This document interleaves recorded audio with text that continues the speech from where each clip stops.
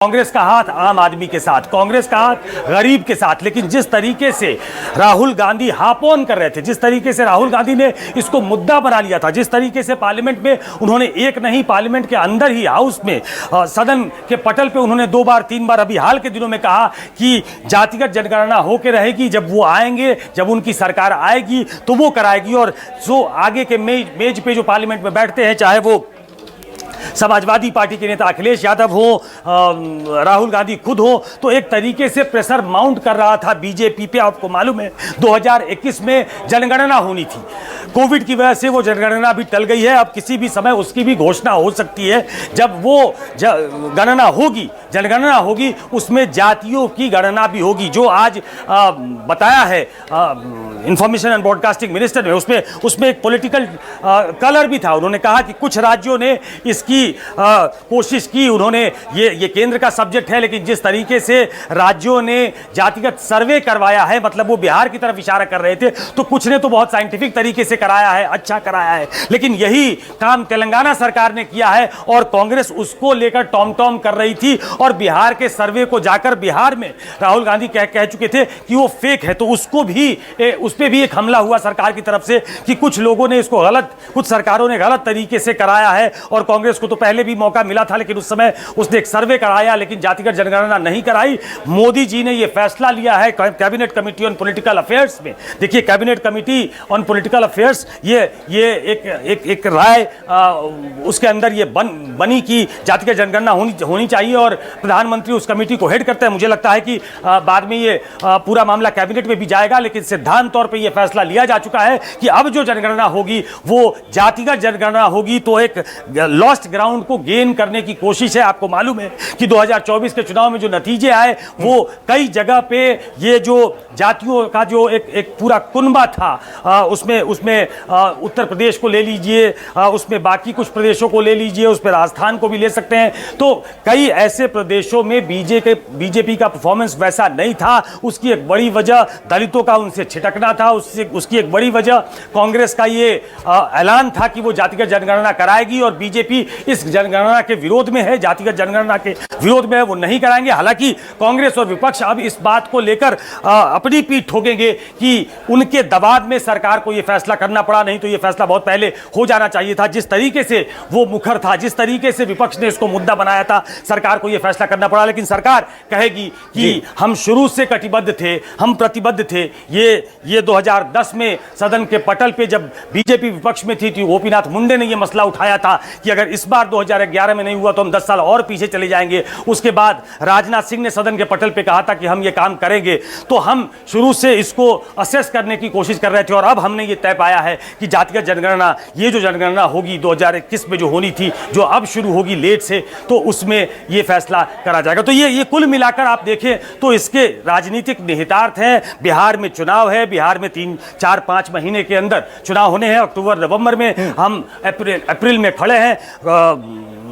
नीतीश कुमार का एक बड़ा मुद्दा जो था वो जातिगत जनगणना का था। वो लगातार जब वो आरजेडी के साथ भी सरकार चला रहे थे, जब वो बीजेपी के साथ भी सरकार चला रहे थे, वो एक ऑल पार्टी डेलीगेशन लेकर प्रधानमंत्री से मिले थे और ये रिक्वेस्ट किया था। जब वो बीजेपी से उन्होंने अपना नाता तोड़ लिया 2020 के चुनाव के बाद 2022 में, तो आरजेडी के साथ उन्होंने ये सर्वे को वो असेंबली में लेकर गए और उसके आधार पर उन्होंने रिजर्वेशन की सीमा बढ़ाई। उसके बाद आर्थिक आधार पर उन्होंने घोषणा की कि हम कुछ और भी फैसले करेंगे। तो बिहार बहुत महत्वपूर्ण था, जिसको मुझे लगता है कि टारगेट किया गया है। टाइमिंग को लेकर एक सवाल हो सकता है, क्योंकि बिहार की पॉलिटिक्स बिना जाति की नहीं होती है और ठीक बिहार इलेक्शन से पहले केंद्र सरकार ने जातीय जनगणना कराने का फैसला किया है। इस पर भी चर्चा हो सकती है। कुमार गौरव हमारे साथ बने। कुमार, जरा थोड़ा सा इस फैसले के बारे में ब्रीफ दें, क्योंकि साफ तौर से हम देख रहे थे अश्विनी वैष्णव जब कह रहे थे कि हम इसे प्रॉपर जातीय जनगणना नाम नहीं देंगे, ये सेंसेक्स है, लेकिन कास्ट का इस जनगणना में सर्वे होगा। तो क्या कुछ कहा है सरकार ने इस जो फैसला लिया गया है कैबिनेट की तरफ से?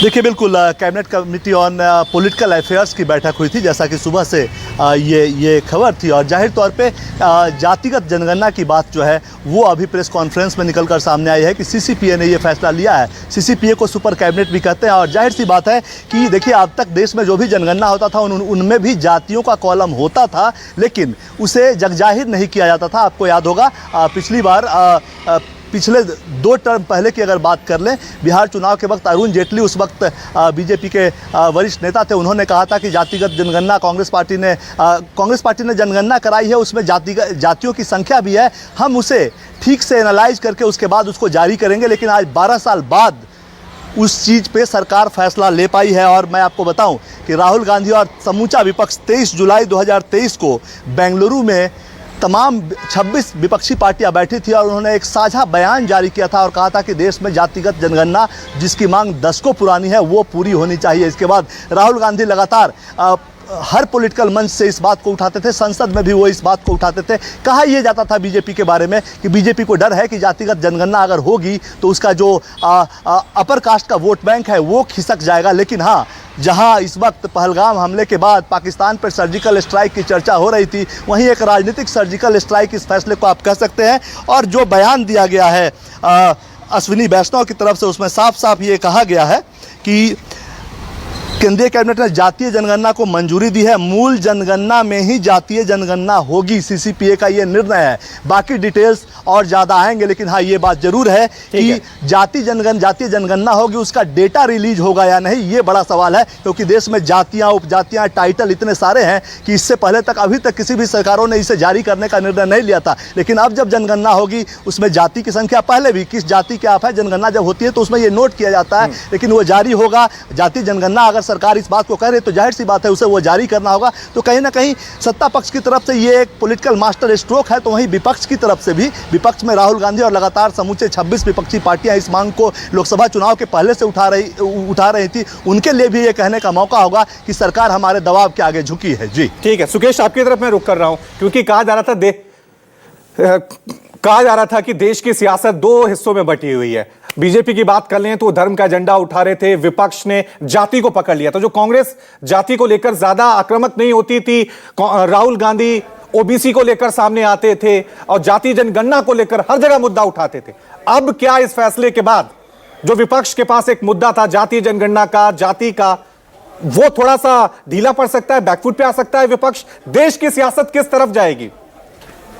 देखिए, पूरी राजनीति, देखिए ये एक ऐसी राजनीति है जिसमें बदलाव हो रहा है, वो एक चर्निंग हो रही है पूरी राजनीतिक परिदृश्य को अगर आप देखें।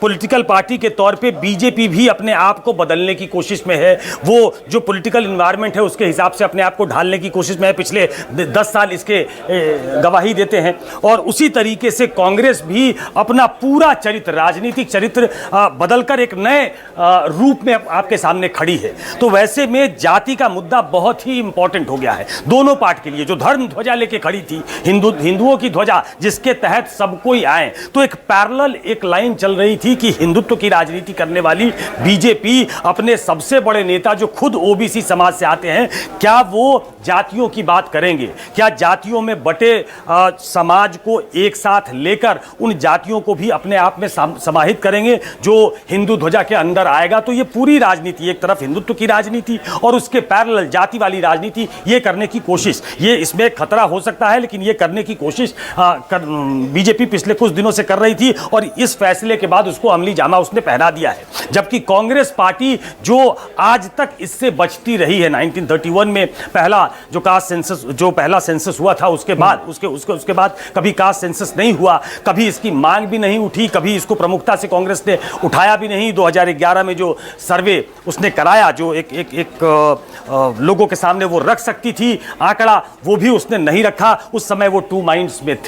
लेकिन पिछले कुछ समय में जब उसको लगा कि बीजेपी की पॉलिटिकल काट जो है राजनीतिक तौर पे, उसका तोड़ तभी निकल सकता है जब आप इस पूरी राजनीति के दलदल में घुसेंगे और उनको एम्पावर करने की बात करेंगे। उसको लेकर बहुत पैशनेट दिखे पिछले कुछ दिनों से राहुल गांधी, और रैंक एंड फाइल में यह बात चली गई कि हम जातिगत जनगणना की बात करते हैं, हम जातियों की बात करते हैं। ये जो अभी तक मांग थी, ये जो पिछड़ों की राजनीति करने वाली पार्टियां थी, जो खास तौर पे रीजनल पार्टियां थी, नेशनल पार्टी इसको रिप्रेजेंट नहीं करती थी, पिछड़ों की।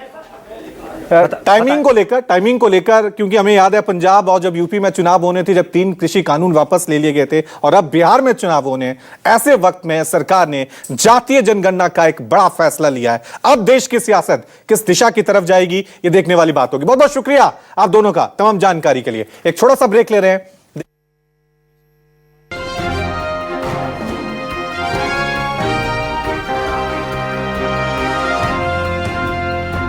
तो जाति जनगणना पर केंद्र सरकार ने बड़ा फैसला लिया है।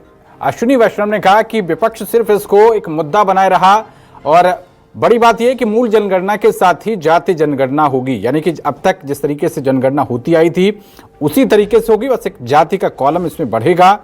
और मोदी सरकार का ये बड़ा मास्टर स्ट्रोक निश्चित तौर पर विपक्ष लगातार जाति जनगणना का जो ढोल बजा रहा था, एक प्रयास है केंद्र सरकार का उसका नैरेटिव का काट करने का।